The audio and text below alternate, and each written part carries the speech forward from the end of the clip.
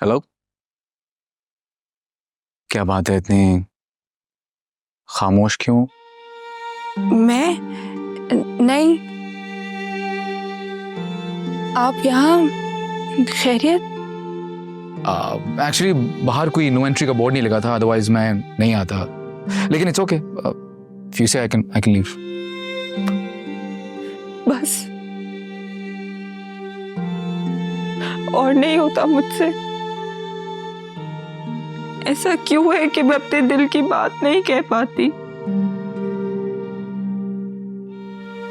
क्योंकि आपने अपने इर्द गिर्द एक मेंटल ब्लॉक बनाया हुआ है। But trust me on this, दुनिया को बता देने से कुछ नहीं होता, बल्कि दिल का बोझ हल्का हो जाएगा। नहीं, कह देने से दिल का बोझ और बढ़ जाएगा।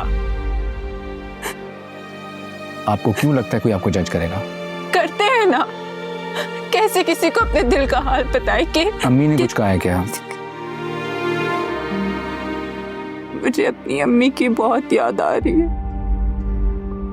हाय, मैं मर गई। इस खुशी वाले घर में कौन मर गया है जो इतना रोना धोना हो रहा है?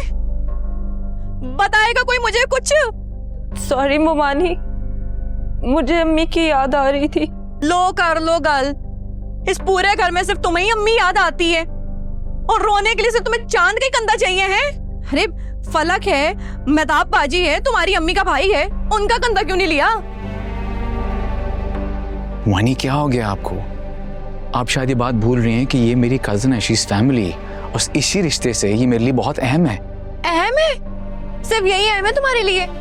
और घर में बाकी भी तो कजन है तुम्हारी, वो अहम नहीं है? और मेरी बेटी हीर, वो भी बड़ी परेशान है, उसको तो ना कंधा दिया तुमने है। सितारा, ओ बीबी, यहाँ कहाँ जा रही हो? हैं अपने कमरे में जाओ। और मेरी बात सुनो, शादी वाले घर में ना रोना धोना नहीं करते, नहुसत खिलाती है। चलो जाओ। हद होती है।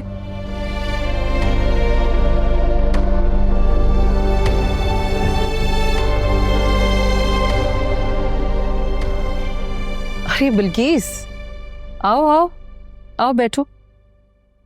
क्या बात है? कुछ परेशान लग रही हो, कोई मसला है? बुरा मत मनाना बहन, लेकिन तुमने ना अच्छी खासी छूट दे रखी है सतारा को।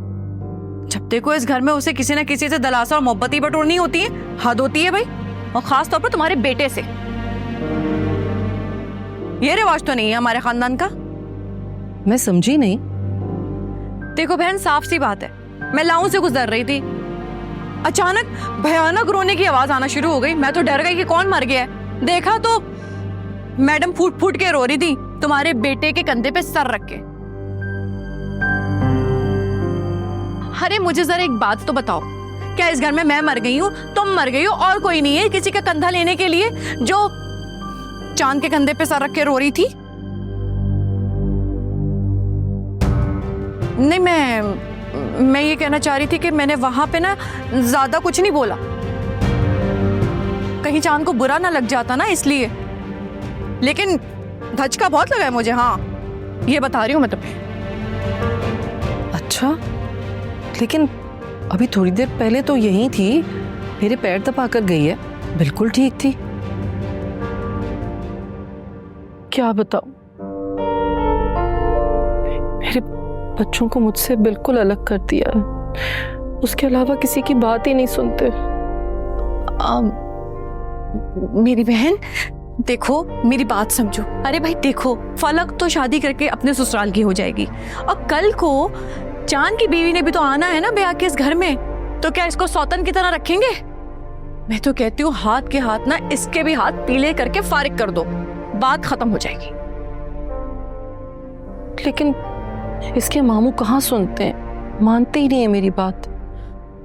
बस बहन देख लो, मेरा काम था तुम्हें आगाह करना, फिर कल को ये मत कहना कि मैंने तुम्हें कुछ बताया नहीं। अब मानना ना मानना तुम्हारे ऊपर है। अच्छा चलो, मैं अब चलती हूँ, बस मैं तुम्हें यही बताने आई थी।